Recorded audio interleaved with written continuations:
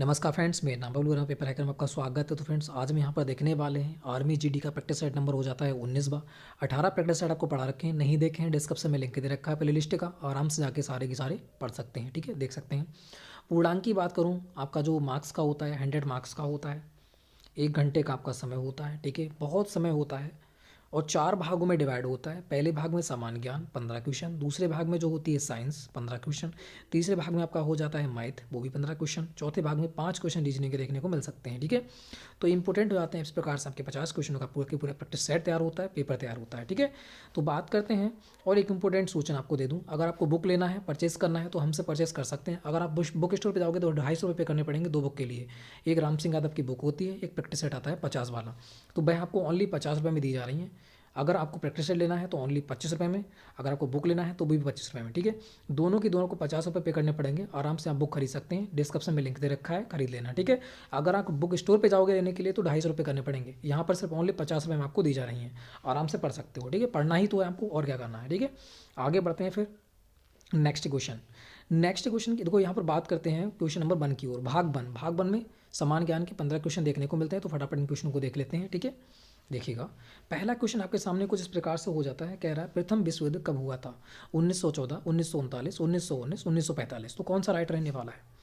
तो आपको बता रखा है प्रथम विश्व युद्ध कब हुआ था। तो इसकी जो डेट हो जाती है वो भी इंपॉर्टेंट हो जाती है, 28 जुलाई, है ना। 28 जुलाई 1914 में ये स्टार्ट हुआ था और 11 नवंबर 1904 साल के बाद 1918 में क्या हुआ था, समाप्त हुआ था।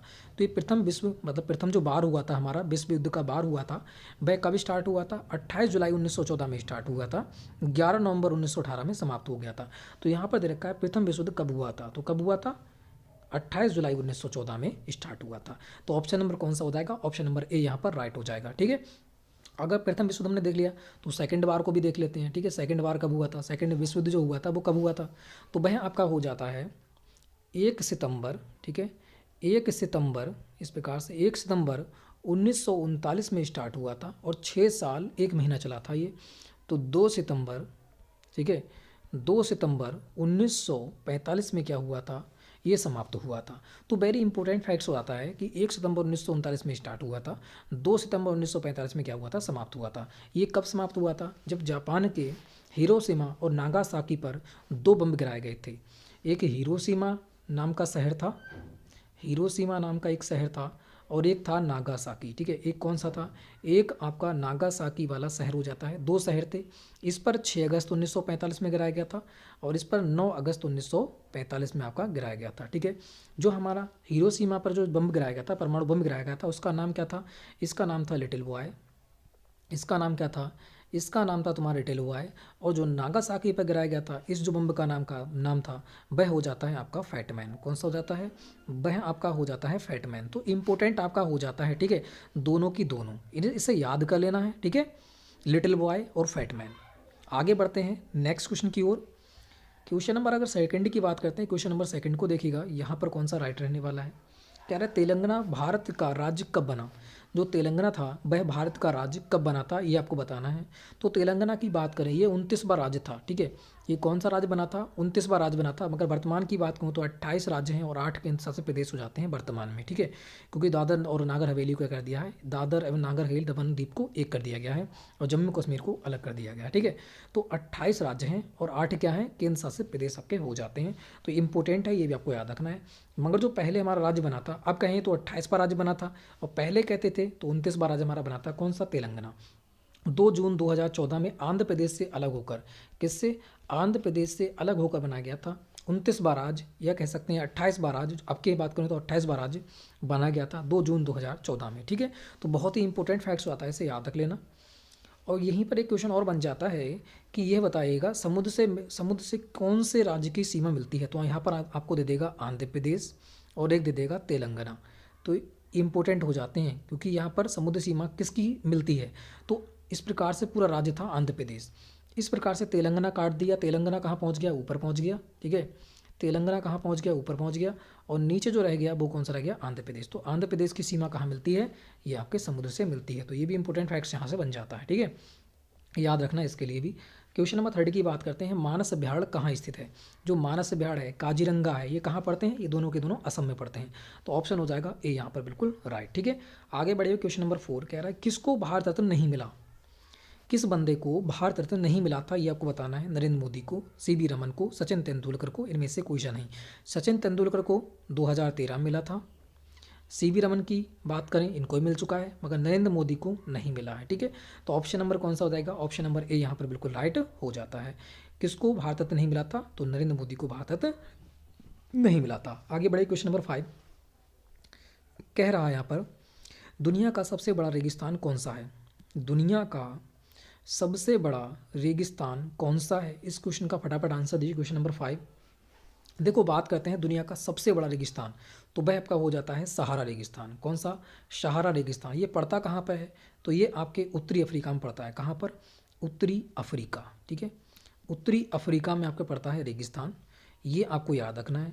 और ये अटलांटिक महासागर से, ये अटलांटिक अटलांटिक होगा, ठीक ठीक, अटलांटिक महासागर से लाल सागर तक इसका विस्तार है। ठीक है, अटलांटिक महासागर से लाल सागर तक क्या है, इसका विस्तार है सहारा मरुस्थल का। ठीक है, और ये कैसा मरुस्थल होता है, ये गर्म मरुस्थल है। कैसा है, गर्म मरुस्थल है, ये भी आपको याद रखना है। तो इतने फैक्ट्स यहाँ से बन जाते हैं। सहारा, दुनिया का सबसे बड़ा रेगिस्तान सहारा रेगिस्तान, कहाँ पड़ता है, उत्तरी अफ्रीका में।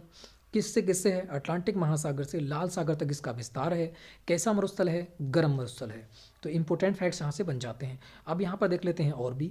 गोबी रेगिस्तान, ये कहाँ पड़ता है, चीन और मंगोलिया। ये है चीन और मंगोलिया सीमा पर, चीन और मंगोलिया सीमा पर मिलता है ना। मंगोलिया सीमा पर पड़ता है कौन सा, गोबी। और ये कैसा होता है, ये आपका ठंडा मरुस्थल है। कैसा, गर्म नहीं है ये कैसा है, ये आपका ठंडा मरुस्थल हो जाता है। तो ये भी आपको याद होना चाहिए। ठीक है, और बात करते हैं, लास्ट आता है थार मरुस्थल। ये तो आपको पता ही है ना, हमारे भारत और किसके, पाक की सीमा पर पड़ता है, रेगिस्तानी की तरफ, है ना। ये कौन सा, थार मरुस्थल। ठीक है, ये इंपॉर्टेंट फैक्ट्स आपके हो जाते हैं। आगे बढ़ते हैं फिर, है ना। नेक्स्ट क्वेश्चन को देखिएगा। नेक्स्ट क्वेश्चन का आंसर हमारा कौन सा रहने वाला है। क्वेश्चन नंबर 6 कह रहा है, कबड्डी का मैदान होता है। कबड्डी का मैदान होता है, कौन सा होता है बताना है। 13x10, 13x9, 15x12, या इनमें से कोई सा नहीं। तो यहाँ पर बताना है कौन सा राइट रहने वाला है। तो कबड्डी की बात करूँ और भी इसके बारे में जानकारी देख लेते हैं। अब कबड्डी की बात करूँ, कबड्डी का जो समय होता है वो एक राउंड कितने का होता है। इसमें 2 राउंड होते हैं कबड्डी में। कबड्डी में 2 राउंड होते हैं, तो बताना है एक राउंड कितने का होता है। ठीक है, जो एक राउंड होता है वो कितने का, 20 मिनट का होता है। 20-20 मिनट के कितने राउंड होते हैं, 2 राउंड होते हैं 20-20 मिनट के। ये भी आपको याद होना चाहिए। ठीक है, 20-20 मिनट के 2 राउंड होते हैं कबड्डी में। बहुत इंपॉर्टेंट फैक्ट्स है। ठीक है, और बात करते हैं इसकी जो लंबाई चौड़ाई होती है इसके मैदान की, वो होती है 12.5 लेंथ मल्टीप्लाई 10 b, मतलब 12.5 का होता है। ठीक है, तो यहाँ पर ऐसा कोई दे नहीं रखा है, तो इनमें से कोई सा नहीं, ऑप्शन नंबर डी हो जाएगा राइट। ठीक है, आगे बढ़िएगा। Next question, question number 7, Ujjain इनसे संबंधित है। उज्जैन किससे संबंधित है, ये आपको बताना है। ठीक है, अगर बात करूँ तुलसीदास का जन्म कहाँ हुआ था, राजापुर में, है ना। तुलसीदास का जन्म कहाँ हुआ था, राजापुर में। यही बात करते हैं, कबीर जी का जन्म कहाँ हुआ था, लम्हे ग्राम वाराणसी में, है ना। इनका जन्म कहाँ हुआ था, वाराणसी में हुआ था। यही बात करें, वाल्मीकि का जन्म कहाँ हुआ था, बलिया में हुआ था, उत्तर प्रदेश में, है ना। कहाँ हुआ था, बलिया में हुआ था। तो एक ही बचते हैं हमारे कालिदास का जन्म कहाँ हुआ था, उज्जैन में। तो ऑप्शन नंबर कौन सा हो जाएगा, ऑप्शन नंबर ए यहाँ हमारा बिल्कुल राइट हो जाता है। उज्जैन किस संबंध हो जाएगा, उज्जैन हो जाएगा कालिदास से। कालिदास का जन्म कहाँ हुआ था, उज्जैन में हुआ था। तो वेरी इंपॉर्टेंट फैक्ट्स आपके हो जाते हैं, सारे के सारे याद रखना। वाल्मीकि बलिया में, कबीरदास लम्हे ग्राम वाराणसी में, तुलसीदास राजापुर। ठीक है, आगे बढ़ते हैं। नेक्स्ट क्वेश्चन को यहाँ पर देखिए, क्वेश्चन नंबर 8 कह रहा है, सबसे छोटा महाद्वीप कौन सा है। सबसे छोटा महाद्वीप कौन सा है, यहाँ पर बताना है। Asia, Australia, Europe, Africa. तो यहाँ पर बात करते हैं सबसे छोटे महाद्वीप की, तो कौन सा हो जाएगा, सबसे छोटा महाद्वीप हो जाएगा आपका ऑस्ट्रेलिया। यहीं अगर बड़ा महाद्वीप की बात कर ले तो कौन सा हो जाएगा, तो आपका हो जाएगा एशिया महाद्वीप सबसे बड़ा महाद्वीप है। ठीक है, तो दोनों के दोनों याद रखने हैं, छोटा और बड़ा। छोटा महाद्वीप ऑस्ट्रेलिया, बड़ा महाद्वीप एशिया। ठीक है, आगे बढ़ते हैं नेक्स्ट क्वेश्चन की ओर। क्वेश्चन नंबर 9 को देखिएगा। भारत की पहली महिला राष्ट्रपति कौन है। भारत की जो पहली महिला राष्ट्रपति थी वह कौन है, ये आपको बताना है। तो बात करूँ भारत की पहली महिला राष्ट्रपति, तो बहुत बार आपको बता रखा है कि कौन हो जाएंगी, यहाँ पर बताना है प्रतिभा देवी सिंह पाटिल। ऑप्शन नंबर कौन सा हो जाएगा, ऑप्शन नंबर ए। और कौन से नंबर वाइज हैं, तो ये 12वें नंबर की हमारी राष्ट्रपति हो जाती हैं। ठीक है, और जो 13वें नंबर के राष्ट्रपति थे वो कौन थे, वो आपके हो जाते हैं प्रणब मुखर्जी। कौन हो जाते हैं भाई? आपके हो जाते हैं प्रणब मुखर्जी, जिनकी 2020 में इनकी क्या हो गई है? डेथ हो गई है। तो ये भी इंपॉर्टेंट है। प्रणब मुखर्जी कौन से नंबर के हैं? 13वें नंबर के। और जो वर्तमान की बात करूँ तो वर्तमान में जो हमारे हो जाते हैं वो कौन है? कोविंद जी हैं, रामनाथ कोविंद जी है ना। कौन है? कोविंद जी हैं। और ये कौन से नंबर वाइज हैं? 14वें नंबर के आपके राष्ट्रपति हो जाते हैं। तो वेरी इंपॉर्टेंट आपके सारे के सारे यहाँ पर हो जाते हैं, ठीक है। और प्रथम जो राष्ट्रपति की बात करेगा तो कौन थे? राजेंद्र प्रसाद आपके हो ही जाते हैं, ठीक है। राजेंद्र प्रसाद जी, जिनका कार्यकाल कितना था? 2 वर्ष, 2 बार ये रहे थे, ठीक है। तो आगे बढ़ते हैं नेक्स्ट क्वेश्चन की ओर। नेक्स्ट क्वेश्चन को देखिएगा। क्वेश्चन नंबर 10 कह रहा है गोवा भारत का कब अंग बना था? तो गोवा जो था वो कब अंग बना था भारत का, यह आपसे पूछ रखा है। तो बताइएगा 1961, 1971, 1981, 1991। तो यहाँ पर कौन सा राइट रहने वाला है? तो यहाँ पर हो जाएगा बिल्कुल ऑप्शन नंबर ए, क्योंकि गोवा जो आए थे पुर्तगाल, ठीक है। भारत में सबसे पहले कौन आए थे? तो ये भी आपको याद होना चाहिए। भारत में सबसे पहले कौन आए थे? पुर्तगाल आए थे, ठीक है। सबसे पहले पुर्तगाल आए थे। कौन था? वास्को डी गामा, है ना। 1498 में आया था। कब आया था? 1498 में आया था वास्को डी गामा। 1424 में भी आया था। 1405 में आया था एक। 1405 में आया था, 1405 में, ठीक है। फिर 1425 में आया था। फिर 1425 में आया था। फिर आपका आया था 1498 में। ये लास्ट 3 बार आया था ये भारत। एक 1405 में, 1425 में और 1498 में। तो यहाँ पर बात करें सबसे पहले कौन आए थे? सबसे पहले पुर्तगाल आए थे। 1498 में आया था वास्को डी गामा, है ना। कालीकट पे आया था केरल में। तो बात करें और सबसे बाद में ही कौन गए थे? पुर्तगाल ही गए थे सबसे बाद में, क्योंकि जो गोवा पर अधिकार था वो किसका था? पुर्तगालियों का था। जब हमारा भारत आज़ाद हो गया था तब भी हमारा गोवा आज़ाद नहीं हुआ था, ठीक है। तो गोवा को आज़ाद कब करा गया था? गोवा आज़ाद हुआ था 1961 में। ऑप्शन नंबर कौन सा हो जाएगा? ऑप्शन नंबर ए हो जाएगा। सबसे पहले आए थे भारत में और सबसे बाद में गए थे कौन थे? पुर्तगाल ही थे, ठीक है। आगे बढ़ते हैं नेक्स्ट क्वेश्चन। बहुत ही इंपॉर्टेंट क्वेश्चन था ये, सारी जानकारी अच्छी होना चाहिए। आगे बढ़ते हैं। कह रहे डोगरी भाषा कहाँ बोली जाती है? तो आपको पता है डोगरी, कुमायूं, गढ़वाली, है ना, ये कहाँ बोली जाती हैं? तो ये कहाँ की हैं? ये पहाड़ी भाषाएं हैं। कहाँ की? ये पहाड़ी भाषाएं। तो कहाँ बोली जाएंगी? जम्मू कश्मीर में बोली जाएंगी। ऑप्शन नंबर कौन सा हो जाएगा? Option number A. और इसे संविधान में कब जोड़ा गया था? संविधान में जोड़ा गया था 92वां संविधान संशोधन, 92वां संविधान संशोधन 2003 के तहत 4 भाषाएं जोड़ी गई थी। बोडो, डोगरी, मैथाली, संथाली, है ना। 4 भाषाएं जोड़ी गई थी। बोडो, डोगरी, मैथाली, संथाली। कौन सा संविधान संशोधन था? 92वां संविधान संशोधन 2003 के तहत ये भाषा जोड़ी गई थी, ठीक है। क्योंकि ये जो पहाड़ी भाषाएं थी, जो पहाड़ में, ये पहाड़ पे है, वहाँ ये पहाड़ी एरिया है जो हमारे, जैसे यूके है, जम्मू है, इस प्रकार से यहाँ पर ये भाषाएं बोली जाती हैं। बोडो, डोगरी, मैथाली, संथाली। तो हमारे संविधान में कब जुड़ी? क्योंकि पहले 22 भाषाएं थीं, उसके बाद 3 भाषाएं जोड़ी गई, ठीक है। पहले थी 14 भाषाएं, उसके बाद 3 जोड़ी गई, उसके बाद 4 फिर जोड़ी गई, ठीक है। तो इस प्रकार से टोटल 22 भाषाएं हमारी हो गई। तो 92वां संविधान संशोधन 3 के तहत बोडो, डोगरी, मैथाली, संथाली जोड़ी गई थी। तो कौन सी हो जाएगी? ऑप्शन नंबर ए यहाँ पर बिल्कुल राइट हो जाएगा। डोगरी भाषा कहाँ बोली जाती है? जम्मू कश्मीर में बोली जाती है। कौन सा संविधान संशोधन द्वारा वहाँ से जोड़ी गई थी? तो 92वां संविधान संशोधन 2003 के तहत जोड़ी गई थी। अगर भाषा की बात करता हूँ, भाषा कौन सी अनुसूची में आती है? तो 8वीं अनुसूची में आती है और 17वें भाग में आती है। दोनों के दोनों, ये भी आपको याद होना चाहिए। संविधान की कौन सी अनुसूची में? 8वीं अनुसूची में। कौन से भाग में? तो 17वें भाग में आपकी हो जाती है। आगे बढ़ते हैं नेक्स्ट क्वेश्चन। 14 सितंबर को हिंदी डे मनाया जाता है। बात करें क्वेश्चन नंबर 12 की। ये दे रखा है हॉकी के खेल में कितना समय होता है? जो हॉकी का खेल होता है उसमें कितना समय होता है आपको बताना है। 50 मिनट, 55 मिनट, 60 मिनट या फिर 30 मिनट। तो कौन सा राइट होगा? हॉकी के खेल में टोटल जो होता है कितने का होता है? 60 मिनट दिया जाता है। 1 घंटे का समय होता है हॉकी खेल में। इंपॉर्टेंट है, अच्छी प्रकार से याद रख लेना।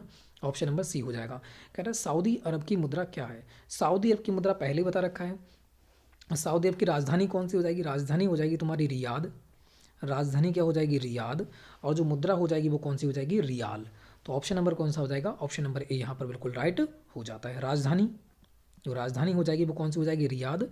और मुद्रा कौन सी हो जाएगी? मुद्रा हो जाएगी रियाल, ठीक है। आगे बढ़ते हैं नेक्स्ट क्वेश्चन को देखिएगा। चिपको आंदोलन कह रहा है चिपको आंदोलन किसने चलाया था? तो वेरी इंपॉर्टेंट हो जाता है। चिपको आंदोलन था क्या? पहली बात ये भी आपको याद होना चाहिए कि इंपॉर्टेंट है। जो चिपको आंदोलन था, जो हमारे उत्तराखंड है, ठीक है, उत्तराखंड में क्या था? वन था, बहुत बहुत ही वन थे उत्तराखंड में, ठीक है। बहुत वन थे उत्तराखंड में। बात करूँ तुम्हें, बहुत वन थे वहाँ पर। वन जो थे वो वहाँ के ठेकेदार जो थे, ठीक है, वहाँ के ठेकेदार थे, उनके द्वारा वन कटाई बहुत ही तेज़ी से चल रही थी। उत्तराखंड में वन काटे जा रहे थे।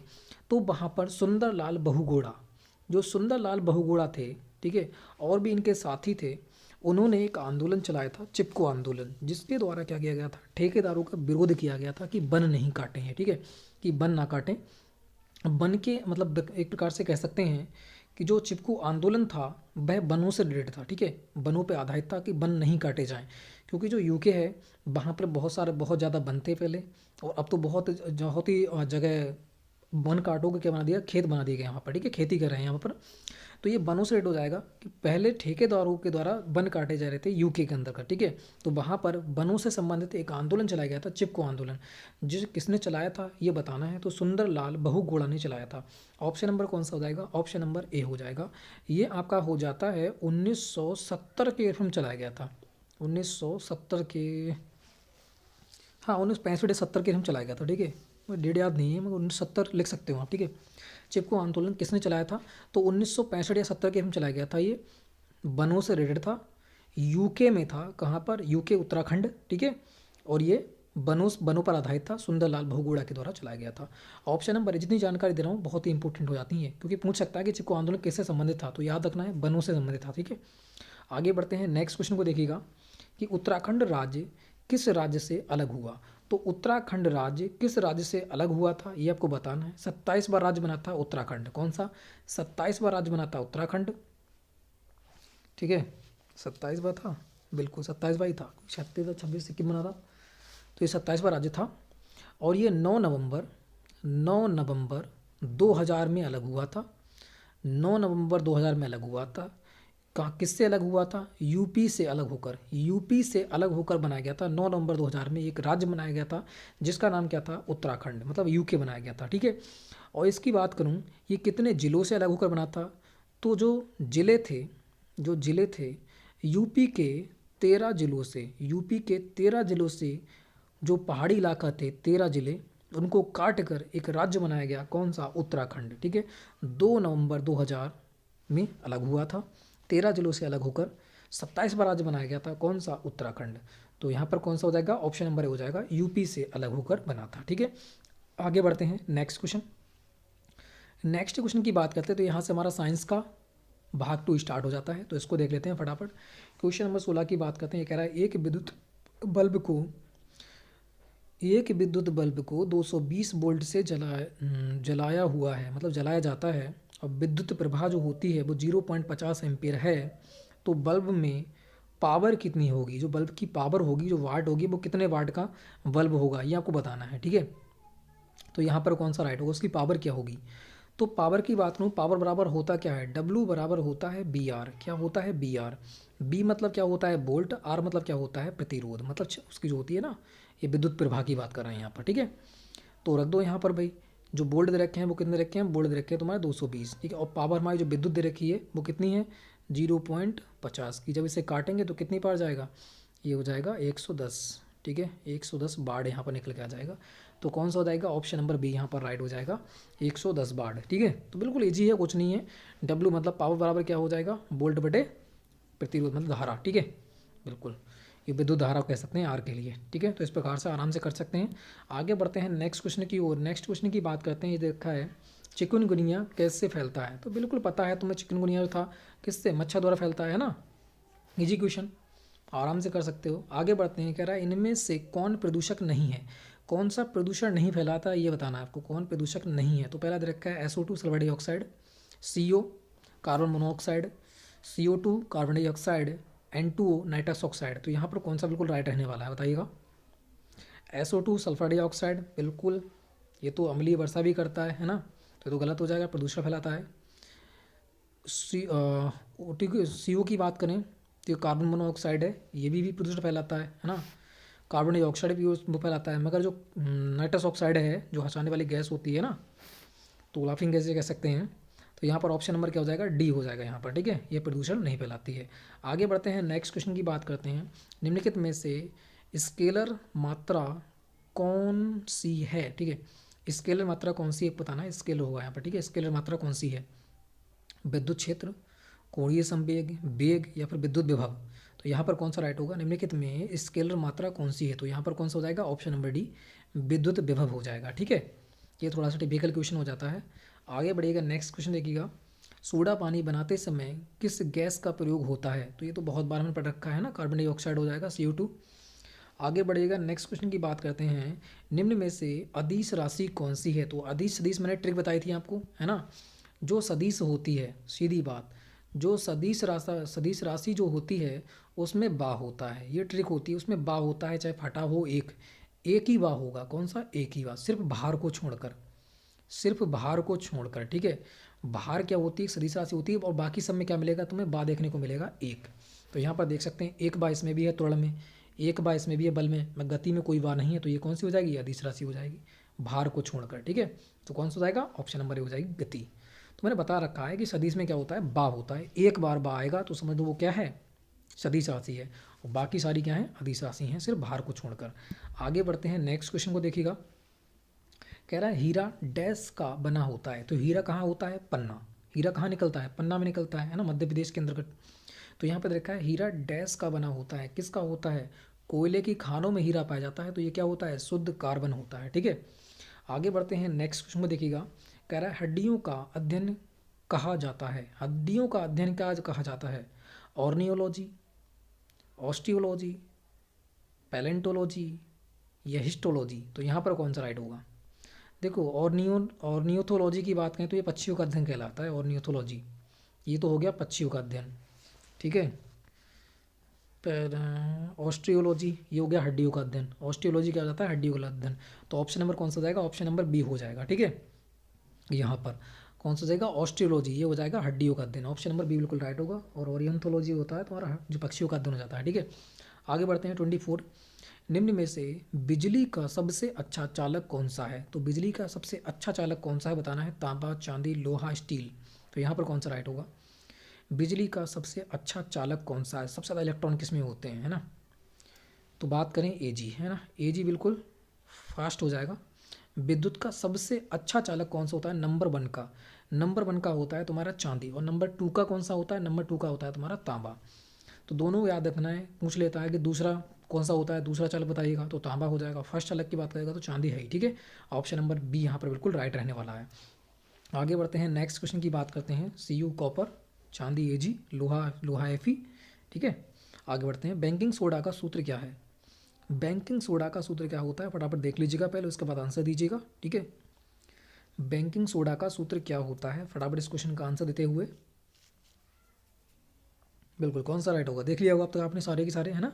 तो यहाँ पर हो जाएगा NaHCO3। ठीक है, NaHCO3, ऑप्शन नंबर कौन सा हो जाएगा, ऑप्शन नंबर ए यहाँ पर राइट हो जाएगा। ठीक है, आगे बढ़ते हैं, क्वेश्चन नंबर 26 को देखिएगा, धरती पर सबसे ज़्यादा कौन सी धातु पाई जाती है, धरती पर सबसे ज़्यादा कौन सी धातु पाई जाती है, इसका आंसर दीजिएगा, कौन सी पाई जाती है, बिल्कुल बताइएगा, सोडियम, कैल्शियम, एल्यूमिनियम या फिर आपका हो जाता है लोहा, तो यहाँ पर कौन सा राइट होगा, बिल्कुल बताइएगा, यहाँ पर हो जाएगा एल्यूमिनियम। ठीक है, धरती पर सबसे ज़्यादा कौन सी धातु पाई जाती है, एल्यूमिनियम पाई जाती है। ठीक है, आगे बढ़ते हैं, नेक्स्ट क्वेश्चन, हीमोग्लोबिन का मुख्य घटक क्या होता है, हीमोग्लोबिन का जो मुख्य घटक होता है वो कौन सा होता है, प्रोटीन, लोहा, वसा, विटामिन।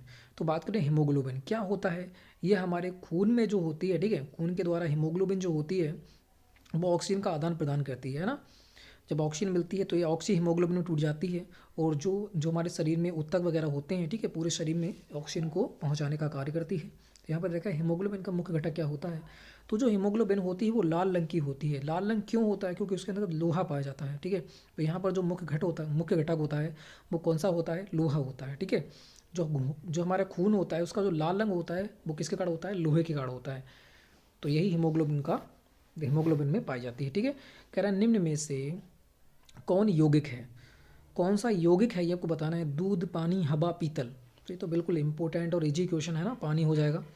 आगे बढ़ते हैं 29 को देखिएगा, bullet proof glass, bullet proof glass की बाहरी जो परत मोटे कांच की बनी होती है, मोटे कांच की बनी होती है, और भीतरी परत होती है, आपको बताना है जो भीतरी परत है वो किसकी होती है, स्टील की, स्टेनलेस स्टील की, या फिर पॉलीकार्बोनेट की, या फिर क्रोमियम प्लेट की। तो यहाँ पर बताना है कौन सा राइट होगा, बुलेट प्रूफ ग्लॉस प्रूफ जो जैकेट होती है, ठीक है, उसकी जो ऊपरी परत होती है वो तो होती है मोटे कांच की, जो भीतरी परत होती है वह किसकी होती है, तो वो होती है पॉलीकार्बोनेट की, ठीक है, किसकी होती है, पॉलीकार्बोनेट की आपकी हो जाती है। क्वेश्चन नंबर 30 की बात करते हैं, सबसे छोटे नाभिक वाला तत्व कौन सा है, सबसे छोटा मतलब सबसे हल्का, तो कौन सा हो जाएगा, बताइए क्या, सबसे छोटा नाभिक वाला तत्व कौन सा हो जाएगा, हीलियम हो जाएगा।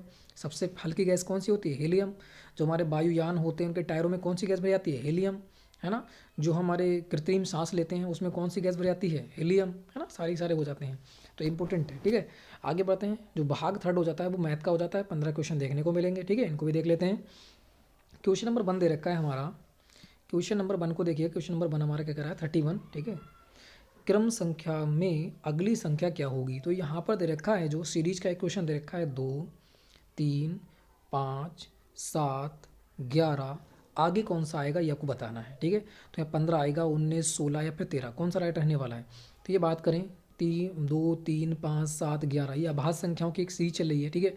आभास संख्याओं की क्या है, एक सीरीज चलती हुई, तो अगले कौन सा आएगा, 13वीं आभास, 13 क्या है, एक आभास संख्या है 11 के बाद, तो कौन सा हो जाएगा, ऑप्शन नंबर डी यहाँ पर बिल्कुल राइट रहने वाला है, ठीक है। इजी कर सकते हैं, ये आभास संख्या दे रखी है 2, 3, 5, 7, 11, 13, खुद से कटेंगी और किसी से नहीं कटेंगी, ठीक है।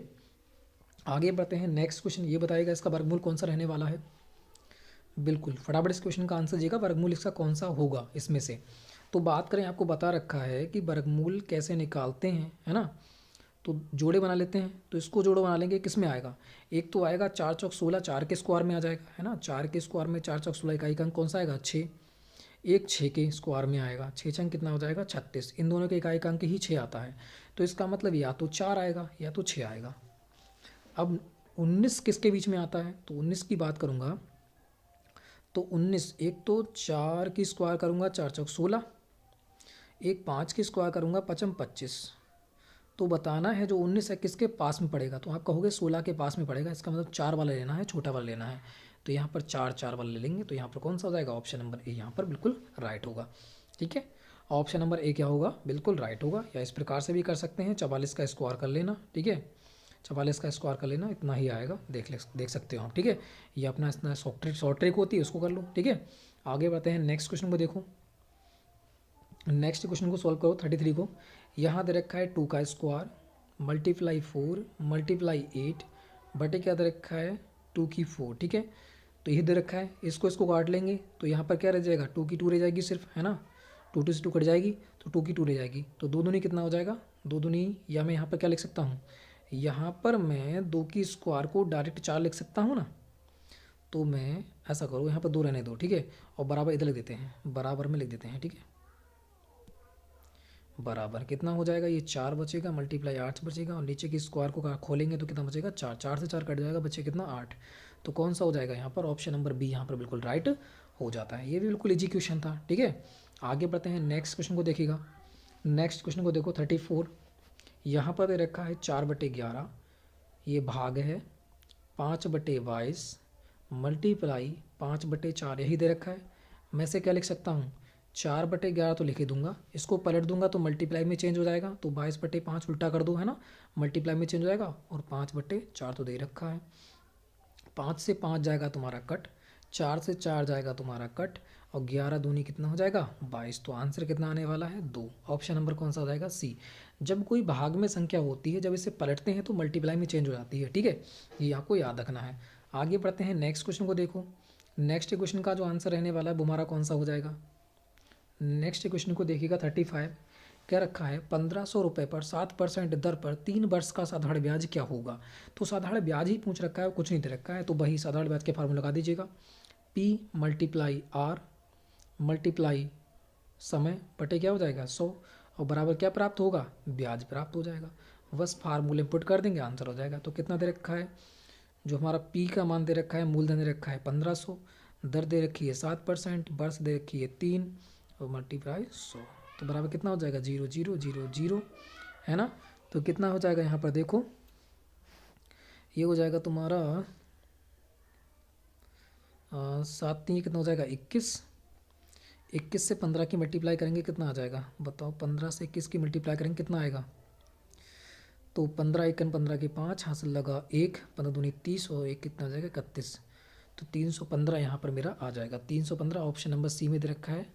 ऑप्शन नंबर सी क्या हो जाएगा यहाँ पर, बिल्कुल राइट रहने वाला है। ठीक है, आगे बढ़ते हैं फिर नेक्स्ट क्वेश्चन की ओर। नेक्स्ट क्वेश्चन को देखा 36। यदि एक वस्तु का क्रय मूल्य 150 रुपये और वह इतने रुपए में बेची गई, 168 रुपये में बेची गई, तो लाभ क्या होगा। एक बात बताइएगा, तुमने खरीदी कितने में, है ना, खरीदी मतलब क्रय मूल्य लिख देते हैं खरीदने वाले को। ठीक है, क्रय मूल्य कितना दे रखा है, क्रय मूल्य की बात करूँ दे रखा है 150 रुपये। और जो विक्रय मूल्य है, ठीक है, बेचने वाला मूल्य है, जो विक्रय मूल्य है वो कौन सा दे रखा है 168 रुपये। आपने खरीदी इतनी में और बेच दी कितने में, 165 में। तुम्हें कितने रुपए का प्रॉफिट हुआ, लाभ कितने का हुआ, 15 रुपये का लाभ हुआ। लाभ हमेशा किस पे होता है, क्रय मूल्य पर निकलता है। तो लाभ 15 का किस पर, 150 रुपये पर। और परसेंटेज में चेंज करना है तो 100 से क्या कर देंगे, मल्टीप्लाई कर देंगे, आंसर आ जाएगा। 0 से कटेगा 0, 15 से 15 कट जाएगा तो बचेगा कितना, 10%।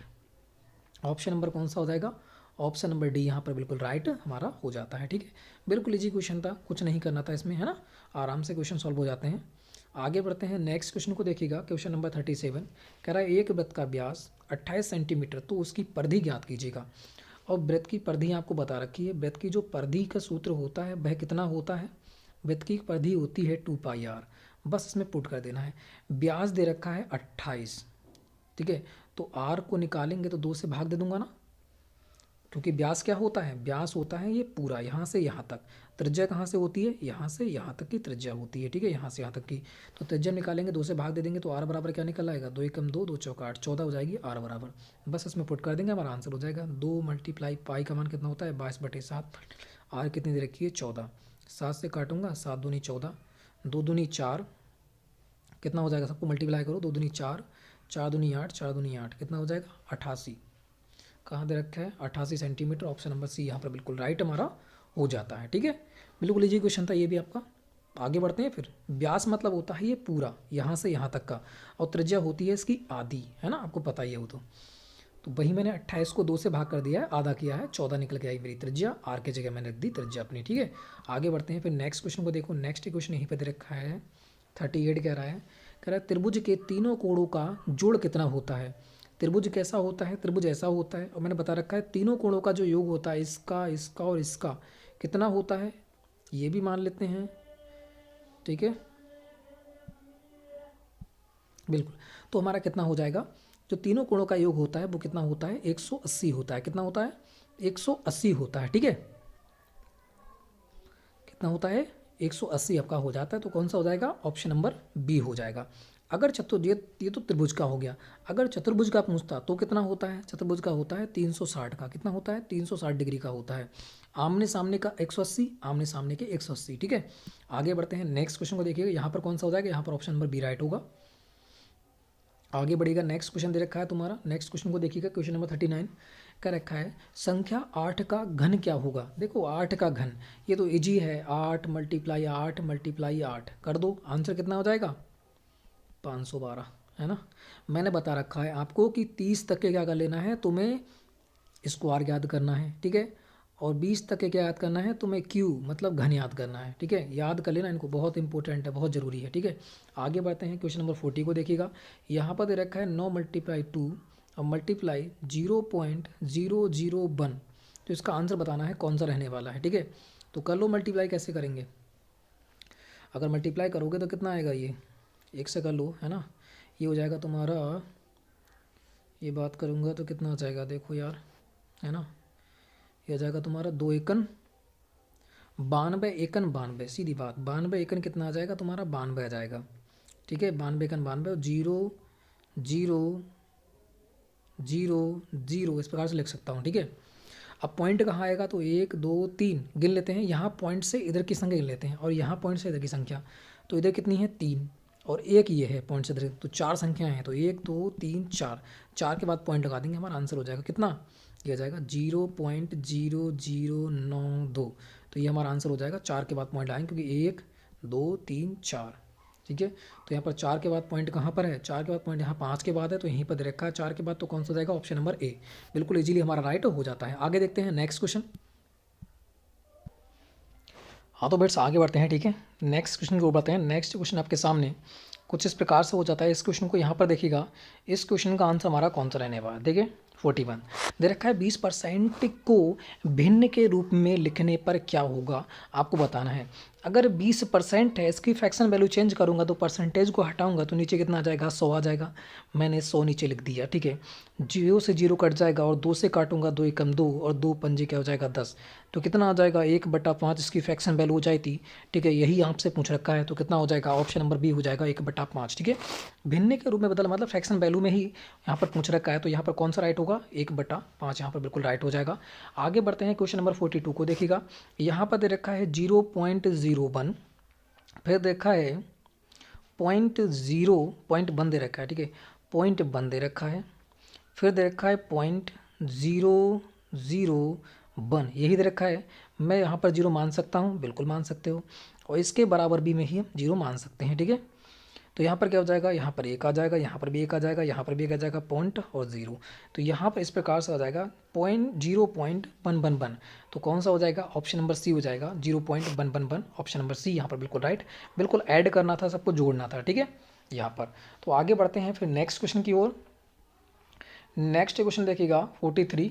यहाँ पर क्या करना है, यहाँ पर भी सबको ऐड करना है, तो सबको ऐड करेंगे, कैसे करेंगे, यहाँ पर 0.77777 4 बार है, फिर 0.777 3 बार है, फिर पॉइंट को बराबर में लिखते हैं, ठीक है। 0.77 दे रखा है, फिर पॉइंट है, फिर 7 दे रखा है, तो इन्हें ऐड करना है, ठीक है, यही तो करना है। और बाकी जगह क्या लगा देंगे, 0, क्योंकि बराबर करने के लिए 0 लगाते हैं, है ना, तो मैंने 0 लगा दिया। तो यहाँ पर जोड़ेंगे तो यहाँ इसका कितना आ जाएगा 7, यहाँ हो जाएगा 7 दूनी 14 की 4, यहाँ से लगा 1, 7 तियाँ 21 और 1 22 के 2, यहाँ से लगा 2, 7 चौक 28 29 30, तो यहाँ पर 0 और यहाँ पर कितना हो जाएगा 3, पॉइंट की जगह पॉइंट लगा दीजिएगा, यहाँ पर इतना आपका हो जाएगा। तो कितना हो जाएगा, देखिएगा यहाँ पर कौन सा हो जाएगा, यहाँ पर हो जाएगा 3 पॉइंट नहीं है, यहाँ पर देखो 3 पॉइंट यहाँ पर दे रखा है 3.0247, ऑप्शन नंबर कौन सा हो जाएगा, राइट, ऑप्शन नंबर सी। बिल्कुल इसी प्रकार से करना है हमें एग्जाम में भी, ठीक है। आगे बढ़ते हैं, फिर नेक्स्ट क्वेश्चन को देखते हैं। नेक्स्ट क्वेश्चन की बात करते हैं, ये दे रखा है तुम्हारा 44 को देखिएगा, यहाँ पर मल्टीप्लाई करना है 0.01 की 0.1 से क्या करना है, मल्टीप्लाई करना है, तो मल्टीप्लाई कर लेते हैं फटाफट, 1 एकन 1 और 0 0, ठीक है। फिर 0 से कहेंगे 0 0 ही आ जाएगा, इधर अगले भी 0 लगा सकते हैं चाहे, ठीक है। अब मैं कितनी बार पॉइंट लगाएंगे, तो एक पॉइंट के बाद कितनी है, एक संख्या है, फिर पॉइंट के बाद 2 संख्या है, दोनों कितनी हो गई, 3 संख्या हो गई, 3 संख्या का पॉइंट लगा देंगे 1 2 3, तो यहाँ पर क्या लग जाएगा, पॉइंट लग जाएगा, तो 0.001 हमारा हो जाएगा। तो इस प्रकार से कहाँ दे रखा है 0.001, 0.001, 3 के बाद पॉइंट, ऑप्शन नंबर कौन सा हो जाएगा, ऑप्शन नंबर यहाँ पर बिल्कुल बी राइट हो जाएगा, ठीक है। तो इस प्रकार से पॉइंट लगाना है, देखो मल्टीप्लाई में होगा तो पॉइंट कहाँ लगाएंगे, पॉइंट तब लगाते हैं इस पॉइंट के बाद में कितनी संख्याएं हैं दोनों तरफ, इधर 2 इधर 2 इधर 1, तो दोनों मिला के कितनी हो गई 3, तो 3 के बाद कहाँ लगा देंगे पॉइंट, और इस साइड से गिनते हैं तो 1 2 3, तो पॉइंट कहाँ जाएगा, यहाँ पर आ जाएगा। तो इस प्रकार से आंसर हमारा ऑप्शन नंबर बी हो जाएगा, ठीक है। आगे बढ़ते हैं, नेक्स्ट क्वेश्चन को देखो, क्वेश्चन नंबर 45। ये कह रहा है तुम्हारा 0.25 -15, 0.15 है, ठीक है, 0.15 और प्लस 0.6 ये दे रखा है। तो पहले क्या करेंगे हम, बोर्ड मास के अनुसार पहले जोड़ होता है, तो पहले जोड़ करेंगे इसे, ठीक है। तो जोड़ को, जोड़ वाला संख्या एक जे है, जोड़ वाली संख्या एक जे है, प्लस वाली, दोनों को ऐड कर लेंगे तो कितना आ जाएगा, यहाँ पर आ जाएगा तुम्हारा 0.31 आ जाएगा। 0.31 में से मैं 15 घटा दूंगा तो कितना रहने वाला है, ठीक है, 15 यहाँ पर घट जाएगा, तो कितना आएगा, यहाँ पर देखो ये हो जाएगा तुम्हारा, इधर जाएगा तो कितना हो जाएगा, इधर जाएगा तो हो जाएगा तुम्हारा 11, है ना, इधर जाएगा तो हो जाएगा 11, 11 में से 5 गया, बचा कितना 6,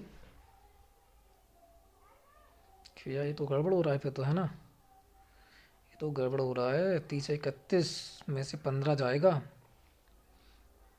6 है, सॉरी थोड़ा सा गड़बड़ होते हुए, ठीक है, रुकिएगा।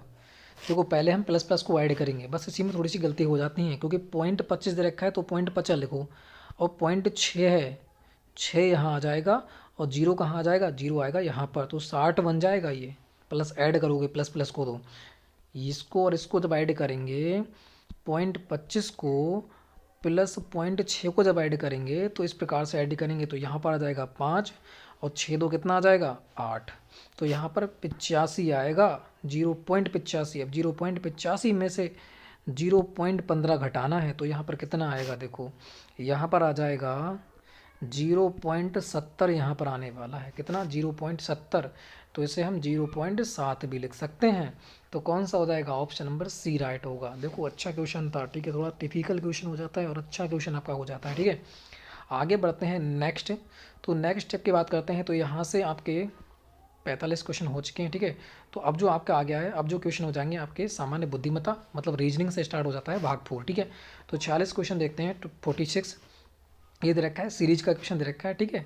तो बताना है आगे संख्या कौन सी आने वाली है। 2 दे रखा है, 5 दे रखा है, 9 है, 19 है, 37 है। आगे बताना है आगे यहाँ पर कौन सी संख्या आने वाली है। तो फटाफट आंसर दीजिएगा, इसका कौन सा रहने वाला है, बिल्कुल बताइएगा यहाँ पर क्या रहने वाला है।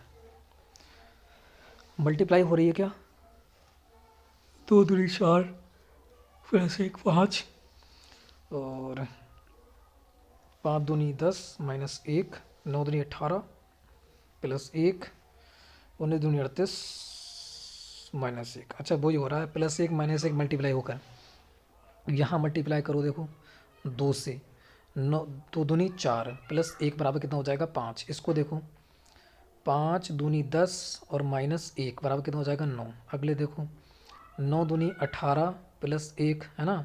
अब 19 दूनी 38 माइनस 1 37, 37 दूनी और प्लस 1 कर दो, आंसर हो जाएगा 37 दूनी कितना हो जाएगा 7 दूनी 14, मतलब हो जाएगा तुम्हारा 74 और ये कितना हो जाएगा 75। तो हमारे यहाँ पर कितना आ जाएगा 75। ऑप्शन नंबर कौन सा जाएगा, ऑप्शन नंबर बी यहाँ पर बिल्कुल राइट हो जाता है, ठीक है। या ऐसे इस प्रकार से भी दो कर सकते हैं। एक और लग रही है इस पर ट्रिक, देखो ये 2 है, 5 है, 9 है, 19 है, 37 है और डैश पूछ रखा है, ठीक है। देखो 2 को दोगुना करूँगा, 2 दूनी 4, 4 कहाँ ऐड कर देना है 5 में, जब ऐड करूँगा कितने हो जाएंगे 9। अब 5 को दोगुना करो, 5 दूनी 10, 10 इसमें ऐड कर देना, ठीक है, कितना हो जाएगा 19, ठीक है। अब 19 दूनी 38, 38 ऐड कर देना है इसमें, सॉरी 9 दूनी 18 ऐड होगा ना, 9 है यहाँ पर 9 है, ठीक है। अब 9 को दोगुना करना है, 9 दूनी 18, 18 को इसमें ऐड करूँ कितने हो जाएंगे 37।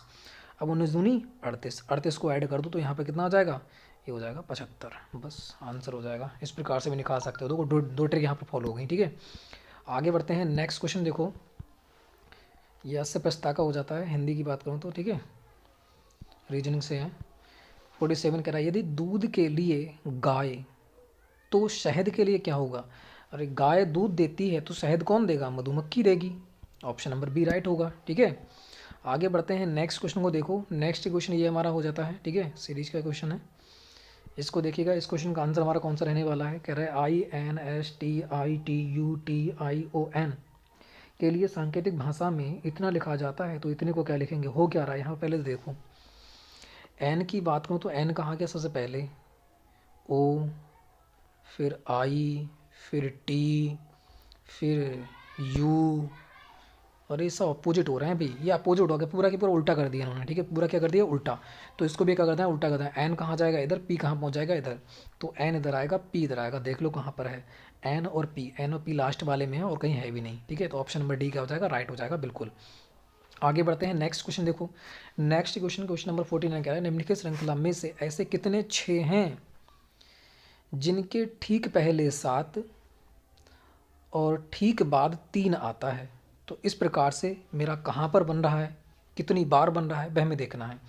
तो बात करें 763, 763 नहीं बनना है, 763 आना चाहिए, तो यहाँ पर 3 नहीं है तो ये भी गलत हो जाएगा। 7 तो यहाँ पर नहीं होगा, 763 नहीं होगा, 7 नहीं होगा, 763 एक यहाँ पर बना ये वाला। आगे देखो 7 नहीं है, 7 नहीं होगा, 7 ये भी नहीं है, एक ही बार बनना है, ठीक है। तो ऑप्शन नंबर कौन सा हो जाएगा, ऑप्शन नंबर ए राइट हो जाएगा, ठीक है। तो इस प्रकार बिल्कुल इजी क्वेश्चन था ये भी, ऑप्शन नंबर ए क्या हो जाएगा हमारा बिल्कुल राइट हो जाता है। लास्ट क्वेश्चन बचता है, लास्ट क्वेश्चन को फटाफट कीजिएगा। क्वेश्चन नंबर 50 का कह रहा है ए सामने की तरफ 10 मीटर चला। ए जो है वो सामने की तरफ, ए कोई बंदा था यहाँ पर खड़ा था, सामने की तरफ कितना चला 10 मीटर, 10 मीटर मैंने लिख दिया। फिर इसके बाद दाहिने मुड़ता है 10 चलता है, दाहिने मुड़ा 10 चल गया। उसके बाद फिर तब वह हर बार बाईं ओर मुड़ता है, हर बार बाईं मुड़ेगा, तो बाईं कहाँ जाएगा इधर, तो पहले 5 मुड़ेगा, फिर 15 मुड़ेगा, फिर 15 मुड़ेगा, तो इसका मतलब यहाँ पर आ जाएगा बराबर में 5 और 5 15 हो जाएगा। सही, तो ये भी 15 है यहाँ पर, ठीक है, 5 और 5 15, तो बराबर में आ गया यहाँ पर। तो वो कह रहा है प्रारंभिक स्थल से अब है आरंभिक स्थल से अब उसकी कितनी दूरी है, तो आरंभिक स्थल से कितनी है ये बताना है। तो 10 तो ये, और ये 15 है, तो ये कितनी है 5, तो ये भी कितनी हो जाएगी 5, तो 5 मीटर दूरी पे है। ऑप्शन नंबर कितना हो जाएगा, ऑप्शन नंबर ए यहाँ पर बिल्कुल राइट हो जाएगा। तो यहाँ पर हमने 50 क्वेश्चन देखे हैं। आपका स्कोर कितना रहा है डिस्क्रिप्शन में बताना है आपके लिए, सभी लोगों के लिए, ठीक है। जितना स्कोर रहा है, अगर 35 प्लस स्कोर आया तो बहुत ही अच्छी बात है, ठीक है।